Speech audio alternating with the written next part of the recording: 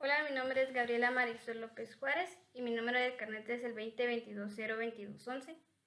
Iniciaremos con el problema número 1, el cual nos dice: con la información de la base de datos que facilitó la unidad didáctica de bioestadística, se solicita la respuesta a la siguiente pregunta.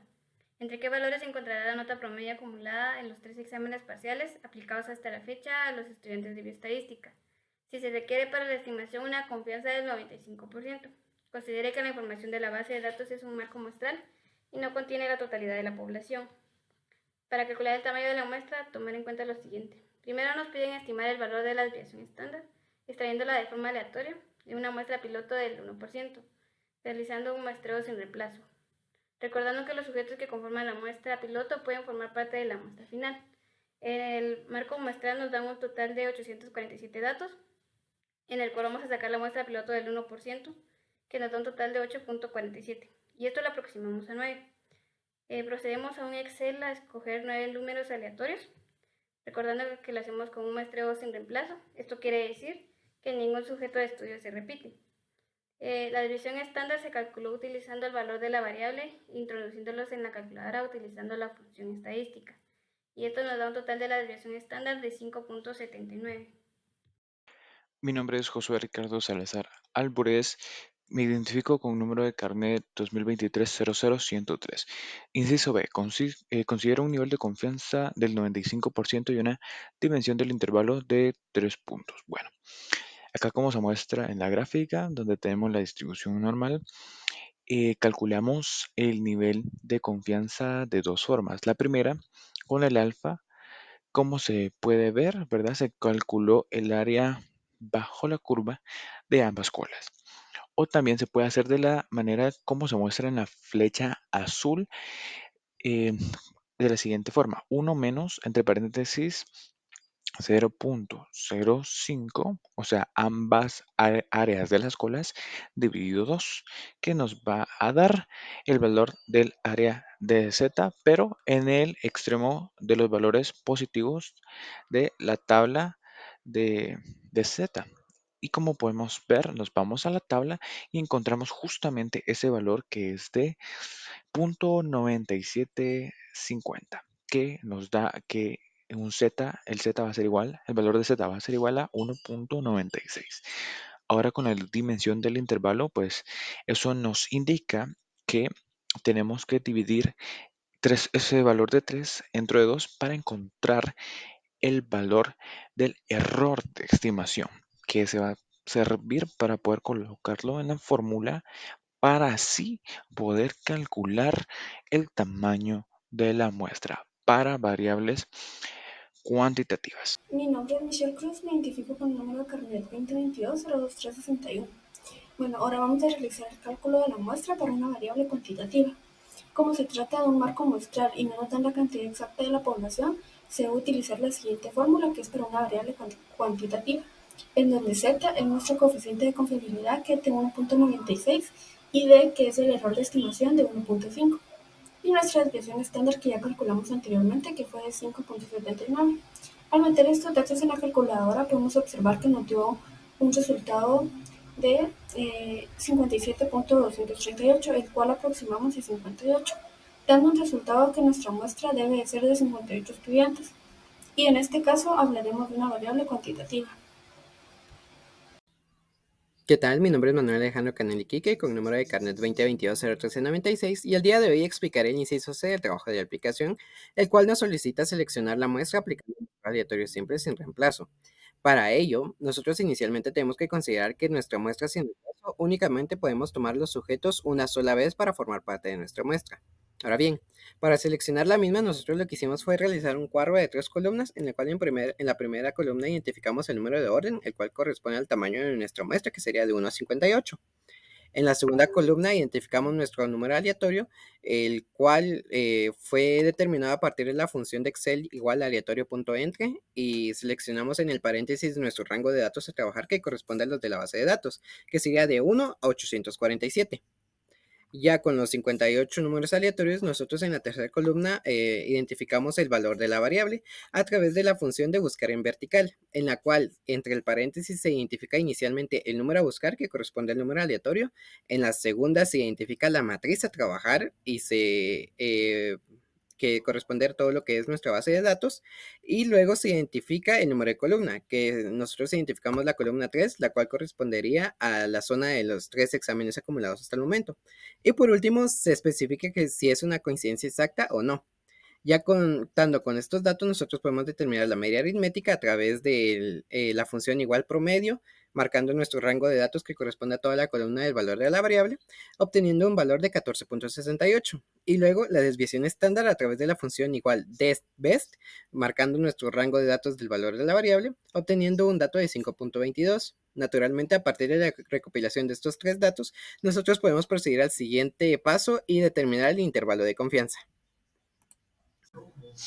Mi nombre es Juan Carlos Chuntavico y tengo el número de carnet 2022-02749. Luego de obtener la muestra de 58 sujetos de manera aleatoria y sin reemplazo a partir de la base de datos proporcionada, se procede a estimar el intervalo de confianza, es decir, los dos valores que definen la nota promedio requerida a partir de la siguiente fórmula que se puede observar en la diapositiva. Para ello se necesita el estimador puntual del coeficiente de confiabilidad y el error estándar. Asimismo, también es necesario conocer el área equivalente al nivel de significación o probabilidad de error, o alfa, y las formas para calcular el coeficiente de confiabilidad tanto del lado izquierdo como del lado derecho, debajo de la curva, lo cual permite que sea más fácil estimar los valores esperados. También es importante conocer que hay diversas situaciones que se pueden presentar en el cálculo de un intervalo de confianza, en la que definitivamente es posible elegir una. Para cada una existen características que deben coincidir con los datos que se poseen y así poder inclinarse hacia una distribución. Las características las podemos observar aquí en la diapositiva en tres situaciones distintas. En el caso del problema número 1 de este trabajo de aplicación, se elige la primera, ya que no se conoce la desviación estándar poblacional, sino de la muestra, que se calculó por medio de la muestra piloto, y tampoco se observa una distribución normal. Sin embargo, la muestra sobrepasa los 30 datos, por lo que se utiliza distribución normal Z. Por otra parte, en la estimación del intervalo de confianza es imprescindible hacer énfasis en el último elemento de la fórmula, es decir, el error estándar, ya que para calcularlo existen tres fórmulas diferentes, siendo la primera para casos en los que se tenga la desviación estándar de la muestra, la segunda para casos en que se tenga la varianza de la muestra y la tercera y última para el caso especial en el que la proporción de la muestra sobre la población sea mayor a 0.05.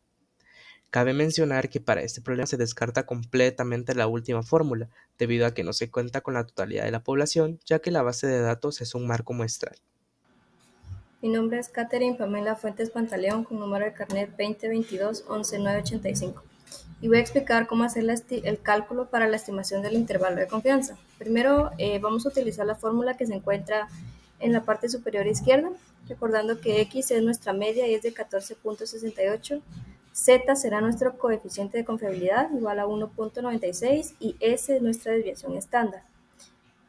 Vamos a hacer el cálculo del error estándar utilizando la siguiente fórmula y no la del factor finito de corrección, ya que esta otra la utilizamos solo cuando tenemos tanto la muestra como la población y en este ejercicio es un marco muestral.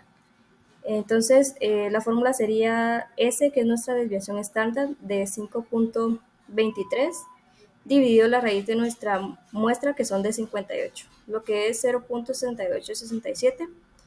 Y como paso número 3, haríamos el cálculo del máximo error de estimación, el cual sería multiplicar Z, que es nuestro coeficiente de confiabilidad, por nuestro error estándar, que sería 1.96 por 0.6867, y esto nos da 1.3459, siendo este nuestro máximo error de estimación.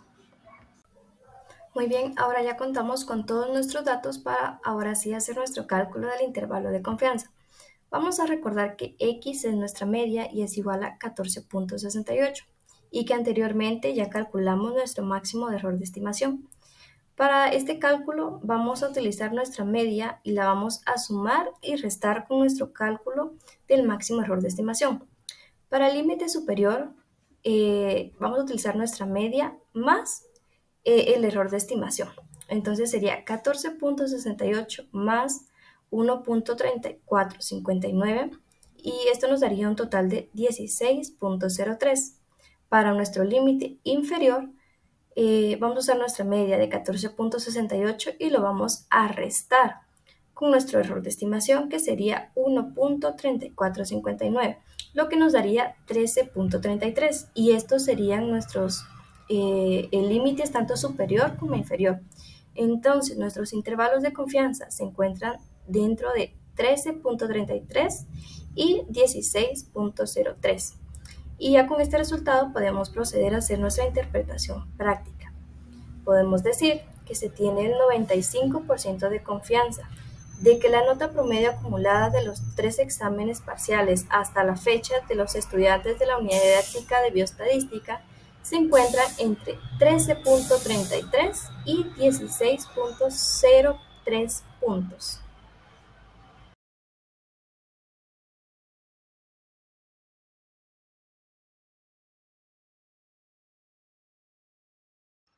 Mi nombre es Navi Reynoso y me identifico con el número de carnet 2023-00059. Problema número 2, inciso A. En una muestra piloto de la población de estudiantes se encontró que el 30% preferiría educación presencial. En este caso nos indican que el valor de T de la proporción del evento de interés es del 30%, pero para poder calcular el tamaño de la muestra para proporciones, le tendría que poner en decimales. Entonces sería 0.3 como se muestra en pantalla.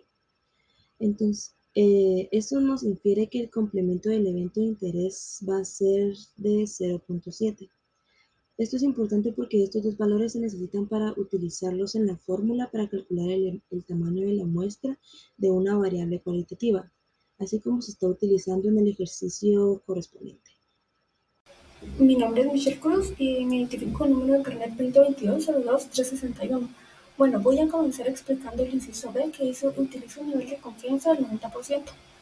Acá más que todo debemos encontrar el valor de z, entonces lo vamos a obtener sacando un 1 menos alfa dividido 2, que va a ser igual al área bajo la curva, que fue de 0.05, que en la gráfica que podemos observar ahí es donde está el 5%. Ahora ese es el valor que vamos a buscar en la tabla de distribución que tenemos al lado derecho. Este valor lo encontramos en ese cuadro de color rojo y los cuadros de color azul son los que nos van a indicar el valor de z. Bueno, podemos ver que el valor de z fue de 1.645, que como sabemos el 90% es uno de los valores más conocidos y utilizados. Y como anotación podríamos decir que al tener un nivel de confianza del 90%, este será más preciso. En esta diapositiva se colocó una imagen para que nos podamos guiar de cómo se vería la campana de Gauss al realizar esto. Ahora en el inciso C dice utiliza un error de estimación de 0.07. Bueno, ahora vamos a sacar este cálculo de la muestra usando un error de estimación de 0.07 y vamos a utilizar la siguiente fórmula, que es para una variable cualitativa, ya que tenemos los siguientes datos, que es una z de 1.645, una p de 0.3 y una q de 0.7. Es importante recordar que q es igual a 1 menos p. Y por último, el error de estimación, que es de 0.07. Al ingresar los datos en la calculadora, así como se muestra en la pantalla, podemos observar que nos da un resultado de 115.9725, el cual vamos a aproximar a 116, indicándonos que tenemos una muestra de 116. En el inciso D nos pide seleccionar la muestra aplicando muestreo sistemático, y este tipo de muestreo es probabilístico y nos permite hacer inferencia estadística. También nos ayuda a seleccionar los sujetos de estudio de forma más ordenada y directa. Para ello necesitamos algunos datos, como por ejemplo la población, o N mayúscula, que serían 847, que son el número de sujetos que dieron su consentimiento para utilizar la encuesta, N minúscula, que son 116, extraída anteriormente, K, que es el intervalo de selección o salto sistemático, y lo podemos calcular dividiendo el número de población por muestra. Eso sería 847 dividido 116 es igual a 7.3017, que lo aproximamos a 7.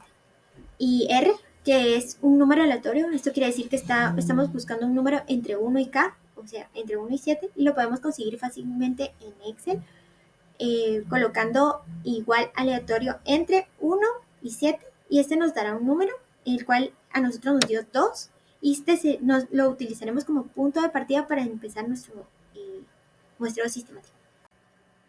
Con los datos anteriores ya podemos empezar con el inciso D, que nos pide extraer la muestra y presentarla en la siguiente tabla. En la primera columna nos pide el número de orden. Entonces tendríamos que colocar los números de forma ascendente de 1 a 116. Esto lo podemos realizar fácilmente en una hoja de cálculo colocando 1, 2, después seleccionando esas dos celdas y arrastrando el cursor hacia abajo hasta 116. Para nuestra columna del número aleatorio utilizaremos la R, que dijimos que era el punto de partida, entonces en este caso colocaríamos 2. Ahora, para la segunda celda, para encontrar el segundo número aleatorio, tendríamos que colocar esta fórmula. Igual el primer número aleatorio, que en este caso sería 2, Y2, más en la celda que contenga acá, que en este caso es 7, y que se encuentra en la celda W8, y esa W la encerraríamos en esos signos como de dinero para fijar ese dato que es el que no va a cambiar. Entonces ya al darle Enter nos dará un número, y ese número lo podemos igual en la esquina inferior derecha. Seleccionaríamos la celda y la arrastraríamos y nos daría los demás números aleatorios de los 116 sujetos de estudio.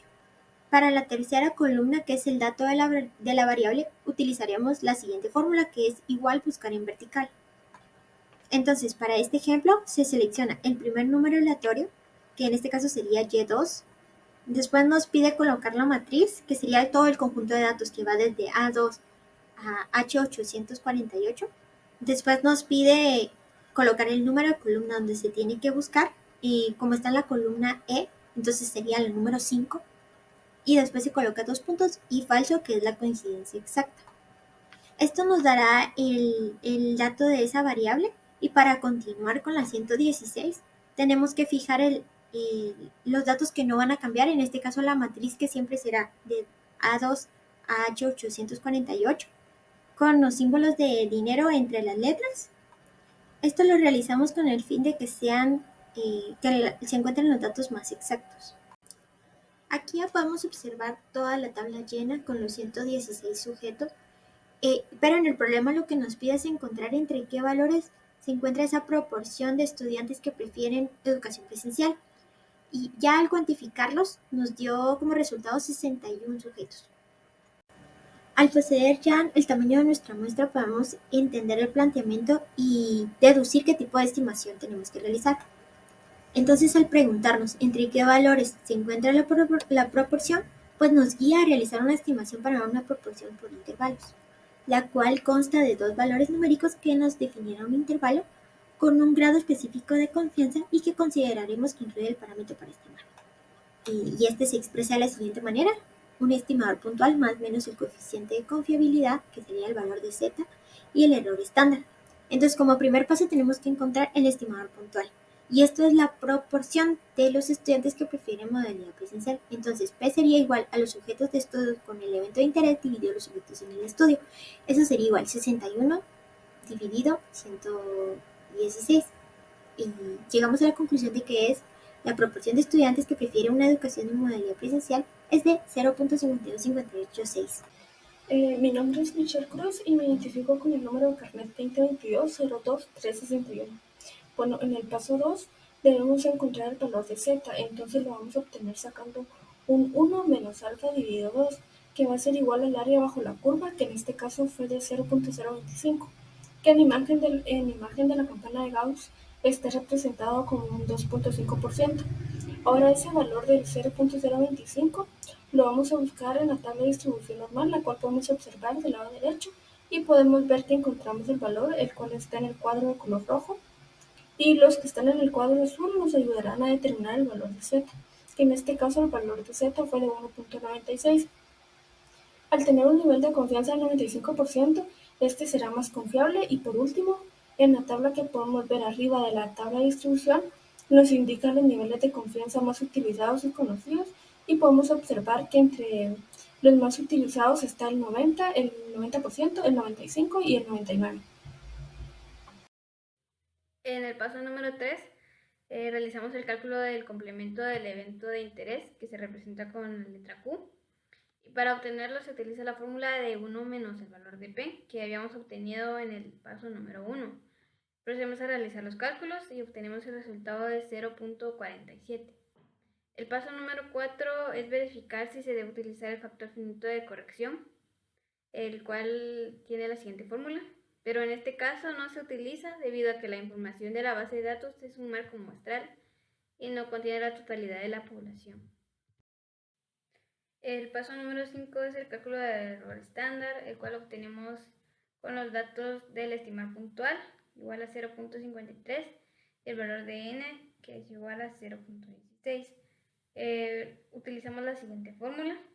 Recordemos que S1 menos P es el complemento del evento de interés, o sea, el valor de Q, y procedemos a realizar el cálculo, el cual nos da un resultado de 0.046.